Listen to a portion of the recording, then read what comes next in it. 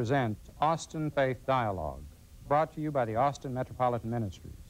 In the weeks ahead, you will see these and other programs by various denominations.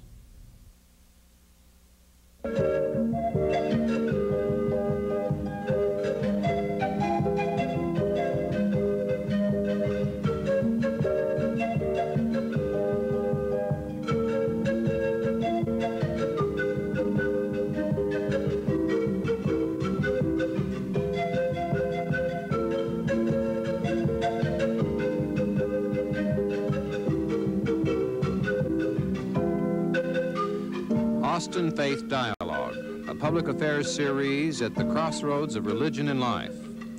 Austin Faith Dialogue highlights the interaction of the religious community with the social and cultural issues in the area in and around the capital city.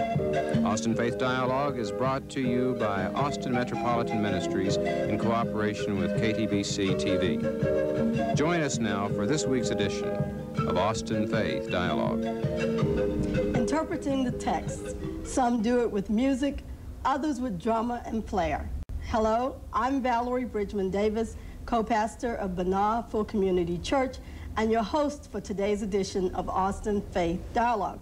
Today we are joined by local playwright Ellsworth Shave and two members of the St. Andrews Theater Project troupe, Jeanette Jones and Paul Davis. They are all members of the St. Andrews Presbyterian Church here in Austin. Welcome to you all. I'm really glad to have you here, and we're going to see some good theater in the making as we talk today. Welcome.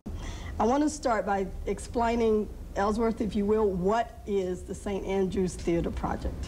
Well, the St. Andrews Theater Project began in 1984 when a choral director named Mark Hines and my wife, Peggy Stolshave, who's a scene designer and costume designer and producer, and Laura Sunkel-Olden, who's a lighting designer, all happened to be going to the same church.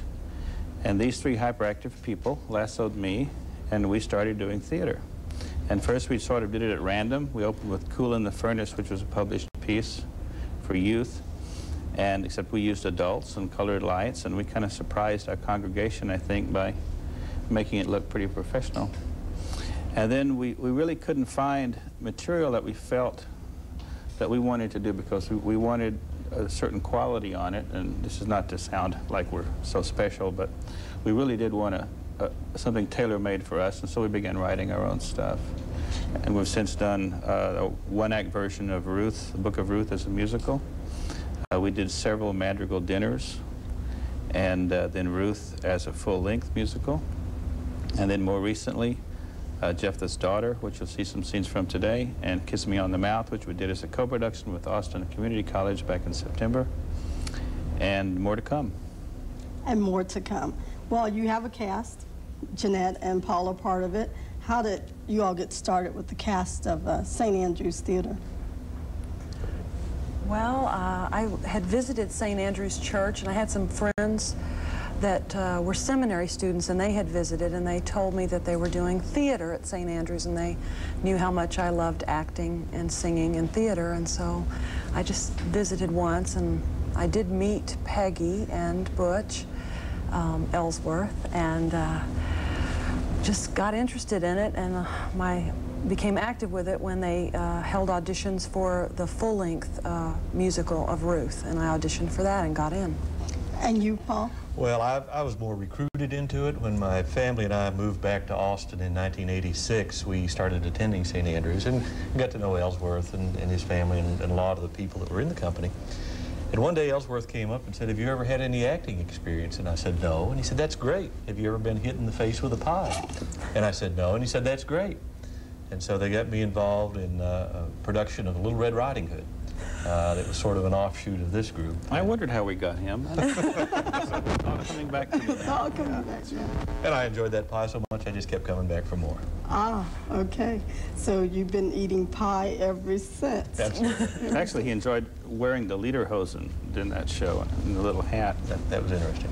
That was one of my visits to St. Andrews, was to see Little Red Riding Hood. My goodness, and you came back. And I came back and I saw you. You're probably thinking that Little Red Riding Hood is not religious theater, aren't you? Well, I think Little Red Riding Hood probably is religious theater, but I'm wondering how, so would you tell us? Well, we used an Elizabethan formula. We had madrigals based on the life of Jesus all through it, except there were people dressed up as giraffes. Because Little Red Riding Hood's mother was afraid of going in the woods because of the giraffes, and that's why she sent the daughter into the woods. And it had a Christian spirit to it, I think, a religious spirit to it. I can believe you. I can believe you just because I know you. Well, I want to keep talking like we're talking because you all I still have some giraffe ears around. I'm sure you do. Tell me how St. Andrews works with the church, with the theater project, the church works. Well, St. Andrews, the minister is named Jim Rigby. He's been there now for about a little over 10 years, I guess. And St. Andrews has allowed a place for things to happen, for things to bloom and grow. And we're one of the things that started blooming and growing. And we've had one of the hardest things. Jeanette and I both work in professional theater in Austin, and one of the more one of the more difficult things is finding a space to work. And although the Austin theatrical community is a phenomenal thing with over 150 productions a year and about 30% of those original, still the space is limited. And when a church says, here, use our fellowship hall or do whatever you like and go for it, and that made it very possible for us to bloom. Well, let's give the people a chance to see some of what you do. I want to start by setting the scene up. First of all, I want you to tell us what the Bible story is that this scene is. And then maybe we'll do this backwards. Jeanette, would you talk about interpreting what this man writes? I mean, how you get the pieces that he gives you and then... Well, usually he insists that we read the Bible story and study it before we actually get into rehearsals. He likes us to do that. But he will often help, he will assist. He gets more in-depth information about the time, and he gives us a sheet explaining. Often there's words that mean something that we didn't know, or it was a joke or a pun that we would miss. So he assists us a lot with that background information, but it's amazing how well written the pieces are. I remember when I auditioned for Ruth, I just came to the audition and we did a cold reading. They gave us the script, we didn't have them beforehand, and we read some of the, and I was just floored by, I really think Ellsworth is a brilliant, brilliant playwright, and there was magic in the words. It made sense, it just came to life. Just the way he writes it brings it to life to me. Good. Would you tell the story? I was going to bring a pie pan and put it on the back of my head. Tell the story of Jephthah's daughter, Ellsworth. Jephthah was in the book of Judges. It was much like it is now in the world, where the strongest, meanest individual was who you really wanted to be the leader. And there were no kings. God was not crowning any kings at this time in Jewish history.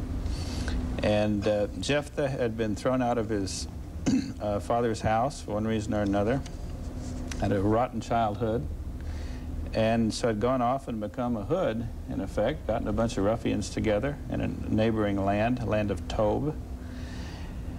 And when the Jewish people needed him to lead their country and defend them against the Ammonites, he was the best guy. And so they went and begged him, please come and be our leader. And he said, well, you've treated me pretty badly. What do I get? Well, you can be the commander of everything. And so he thought that over, and he said, all right, I'll do it. And so he came, and he became the commander. And then he, in battle with the Ammonites, of his own volition, he decided, because he'd had a miserable childhood, he had no self-esteem. And so he decided that he better make a vow to God, or things weren't going to come out right. And so he said, God, if you will deliver the Ammonites into my hands, then I will sacrifice the first thing that comes out of my door to meet me when I return home. Well, I don't know if he thought it was going to be a duck or what, but of course it was his daughter. All right, that leads us into the scene. And well, his daughter said, all right, I'll do it. But first, could I have 2 months with my friends to go into the wilderness and bewail my virginity? And he said, all right, and that's where we did the play. It was right in those 2 months. We have them wailing on the mountainside. Can you see after your head's been cut off? I don't know. I don't either. I was just wondering, when your head's rolling away, can you look back and see the rest of you lying at the altar? And could you hear? It's a burnt offering. You can probably hear, but you'd be rolling too fast to see very much. They don't kill you before they burn you? Who's they? My father will be doing this. I'm not talking about you. I was talking in general. I wanted to know in general about heads rolling. Well, only those whose heads have rolled know about it, and they're dead, all of them. I'm not adult, and neither is my father. I hate sacrifices. Every pet I've ever owned has been sacrificed. And now my best friend. I hate sacrifices. I wish they'd never been thought of. Who thought of them? I don't know, but I hope they're happy. God thought of them. That's why Cain killed Abel. I never did understand that story. That's because you don't have any brothers. Abel offered up his best stuff to God, and Cain offered up leftovers. God naturally liked Abel's sacrifice better, so Cain broke his head with a rock. The first person to ever have a brother killed him. What I was asking about is people being sacrificed. Abraham and Isaac. They got all the way to the altar with a knife about to slice, and then God stopped it and took a ram instead. Could you tie up a ram somewhere near the altar, just in case? How about a sheep? I think a ram would be better. Oh, I'm kind of scared of rams. They're mean. Thanks a lot, friend. Well, where am I going to get a ram? I don't have any Oh, just rams. forget it. Well, how would your father know if he was supposed to use a ram instead of you? God would tell him. God talks to your father? My father's very important. Well, he's the commander. God has never talked to her father. Of course God's talked to my father. How do you think I got into this mess? Well, excuse me, but sacrificing people is against the law. I doubt that God ever told your father to do anything. Really? Really. I wouldn't do it if God didn't say it. I will not let my father go back on his word. He brought me into the world. Your mother brought you into the world. I'll never bring anyone into the world. Well, there's too many people in the world as it is already, and all they ever do is argue and fight. If people wouldn't pick on each other all the time, then there wouldn't have been a battle to have a sacrifice over. My father has freed Israel from the Ammonites, and I am one of the soldiers who was killed in the battle. I fought with the men. I'm a warrior, and I died valiantly. But I'm a soldier, and I'm dead. I hate you when you're like this. Like what? Pious.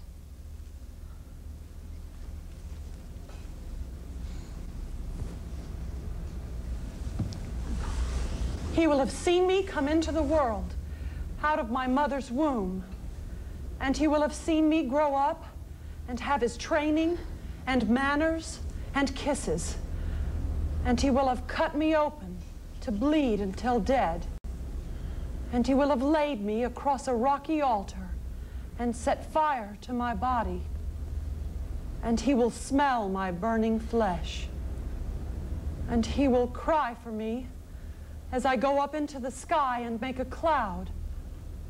Born by his passion, dead by his decision, I am obedient, and so I am free. Now, how can you be obedient and free at the same time? I'm obedient to hope. This is so sad. Don't hit her. Oh, I can't take it. I can't stay up here the whole time with her.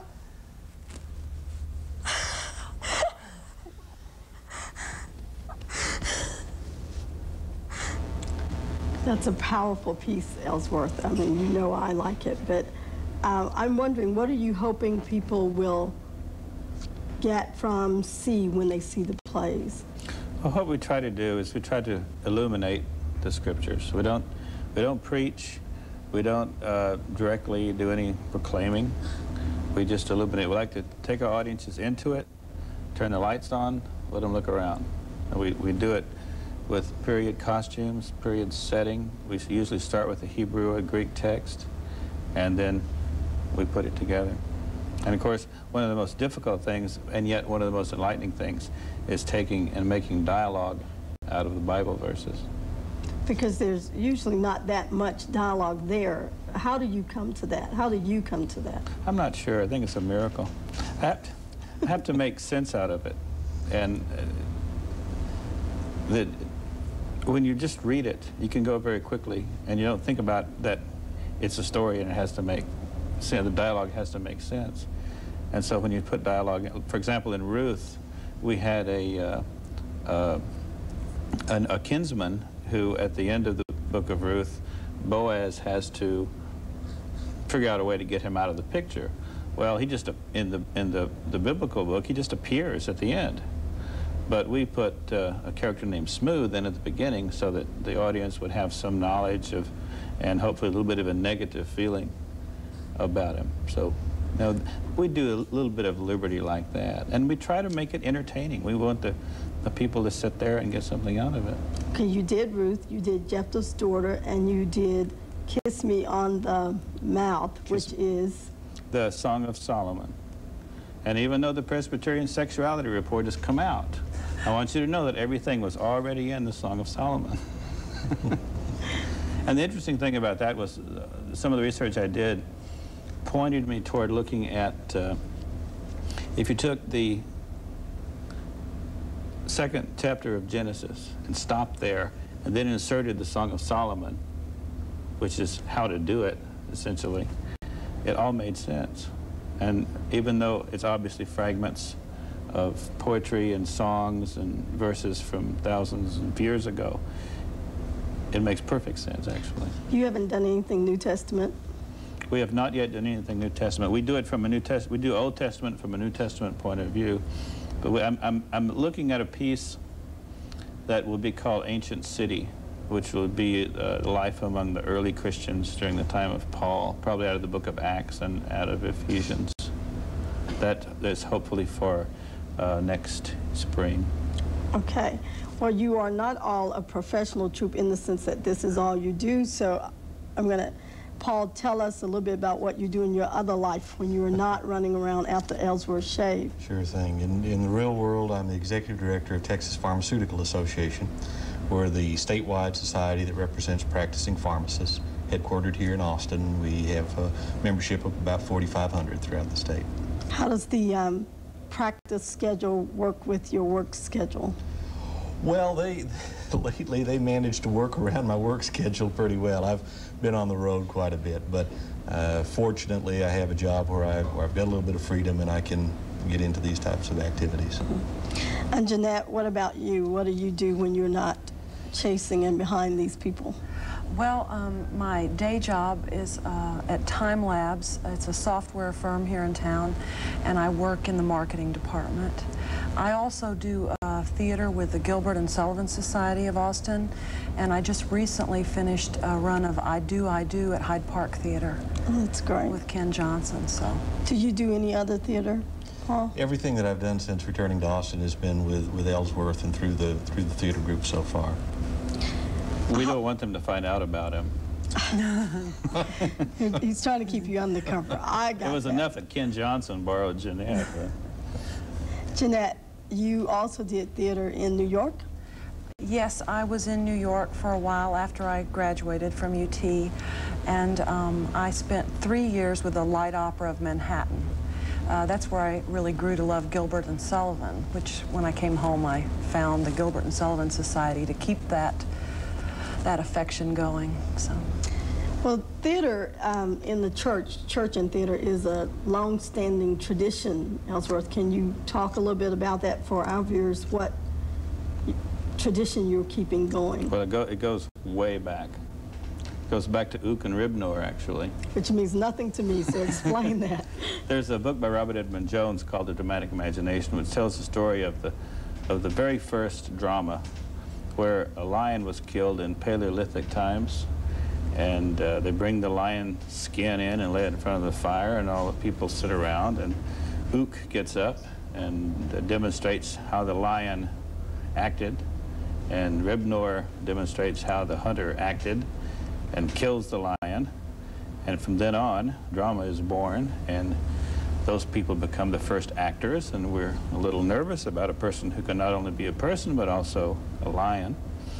And then that becomes liturgy when they decide that the gods may have forgotten what it was like to have a successful lion hunt, and so before the next lion hunt, they perform this little drama, so the gods will remember how the hunter stalks a lion, kills a lion, and the lion falls dead.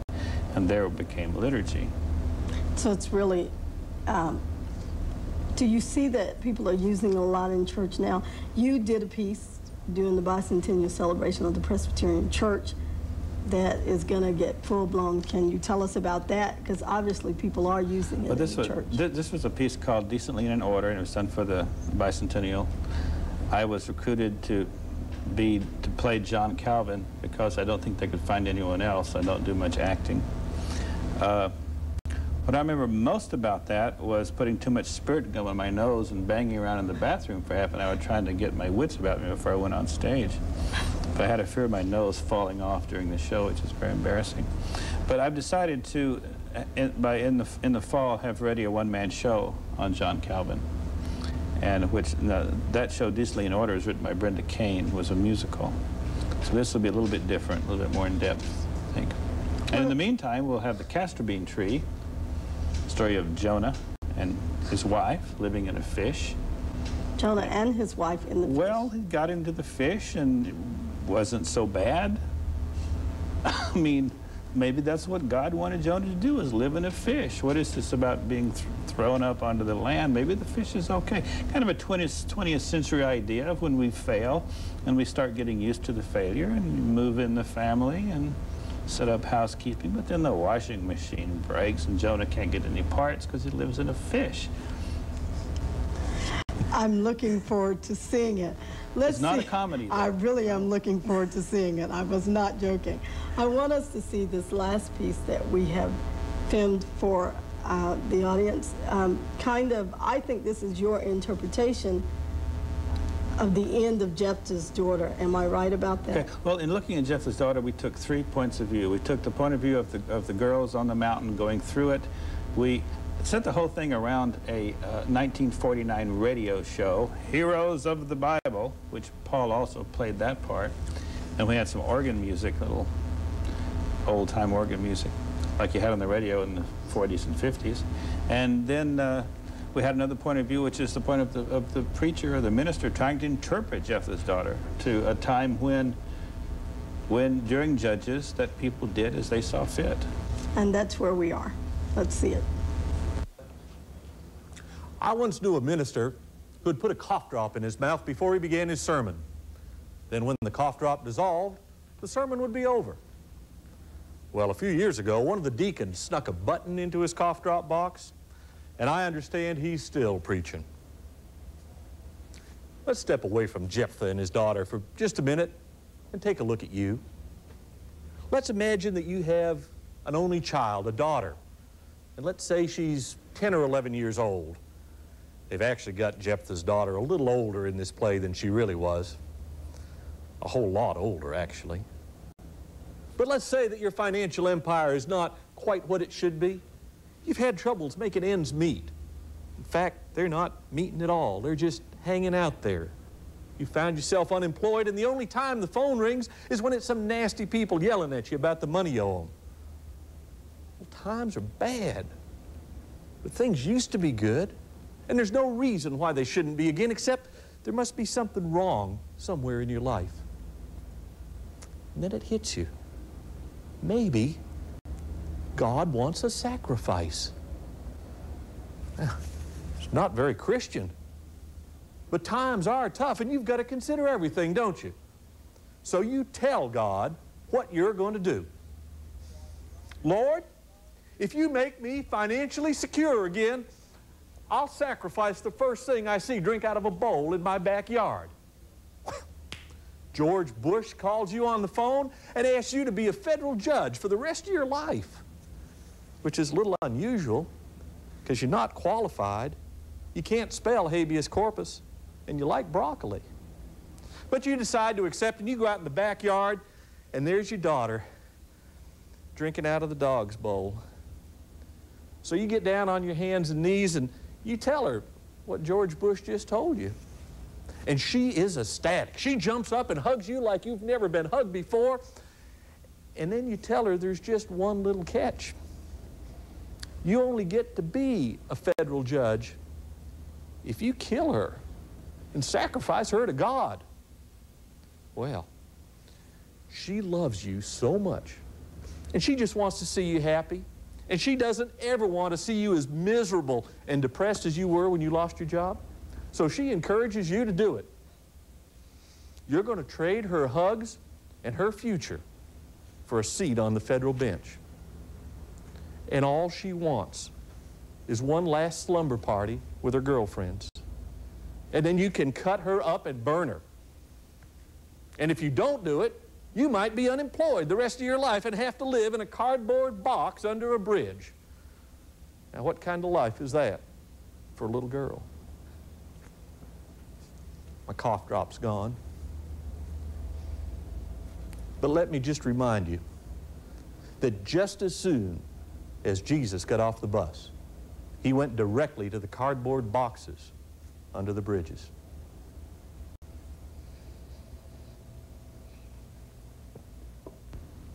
Well, that's great. That's good writing. I'm really impressed by your writing. Tell us how you all work, how you get started, practices, where you play. Well, we usually take a month or two to put our shows together in rehearsal. And I've been directing all the shows at this point. We then send out flyers to churches looking for invitations. We open at St. Andrews and we tour from church to church, except in the case of Kiss Me on the Mouth, where we performed at the Gallery Theater for a month run with ACC. And we try to have a season. We hope to have 4 shows this season, but then Live Oak picked up Texas Romance, and so I had worked on that for about a month and a half, and that kind of took the time away from this project. Had to go where the What's the longest run you've had? Gosh, Jeff's daughter, we had for about a couple of months, I guess. We went to Moe Ranch with it up near Kerrville. We took Kiss Me on the Mouth to Dallas. We keep them around as long, 2 or 3 months, as long as we can get invitations to perform. Right. Well, to get invitations, they can either call Austin Faith Dialogue, Austin Metropolitan Ministries for more information, or they can call you at home if they want to run it. We're running out of time, and since we are, I really, as we come to the end of this show, of displaying the drama of the faith community and the gifts of Ellsworth Shave, Jeanette Jones, Paul Davis, and the other members of the Troop of St. Andrews, I want to thank each of you for your being with us today. In behalf of Austin Faith Dialogue, I'm Valerie Bridgman Davis, thanking you for being with us today and inviting you to be back with us again next week. Peace to you.